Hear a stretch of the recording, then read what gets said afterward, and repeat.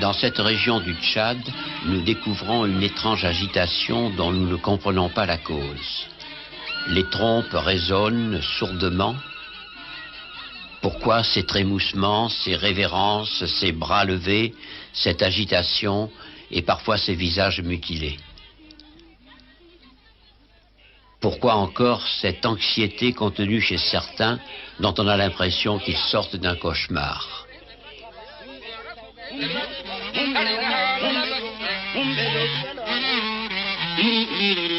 Pourquoi ces crânes rasés et ces visages barbouillés?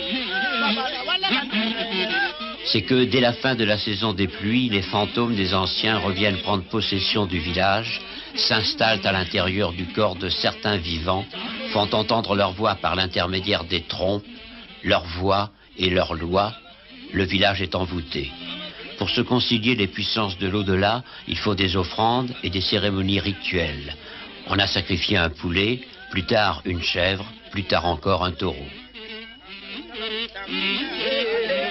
Les nouveaux initiés, ceux dont le corps est occupé par un esprit et que l'on reconnaît justement à leur crâne rasé et à leurs taches blanches, seront invités à boire la bière née du sorgho, cette graminée si fréquente en Afrique, dont les résidus chargés de maléfices seront toujours évacués le plus loin possible.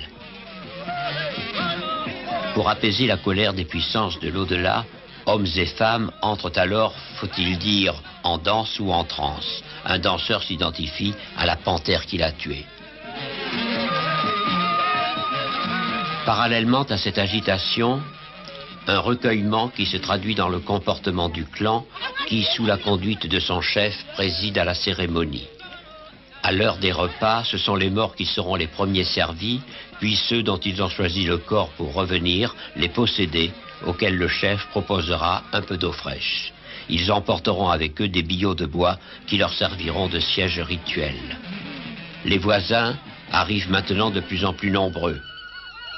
La danse n'est que le prélude à la transe, en particulier pour les possédés par l'intermédiaire desquels s'exprime le génie qui les habite. Génie qui peut être divinité traditionnelle, fantôme des ancêtres, génie de l'eau ou génie de la mort, ou esprit tatillon d'un fonctionnaire particulièrement désagréable.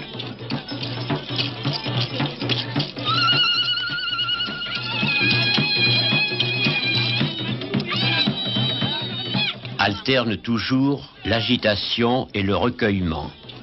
Le recueillement pour les possédés, sépulcres blanchis, habités par une force qui les dépasse et les angoisse.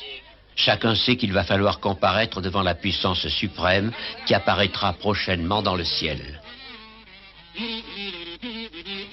Les groupes sont rentrés chez eux, le village de Bogodi semble désert, sorgho et mil sèchent à même le sol. Foyers et poteries attendent la viande des animaux sacrifiés. Le chef du village dispose devant lui les pailles du système divinatoire. Leur disposition dévoile qu'il faudra, après la fête, transporter les tambours rituels sur le lieu des funérailles d'un vieillard du clan.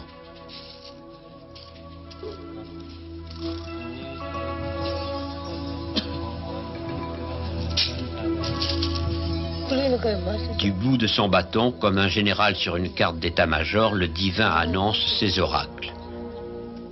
Poitrines au vent, les femmes du chef sont allées chercher de l'eau.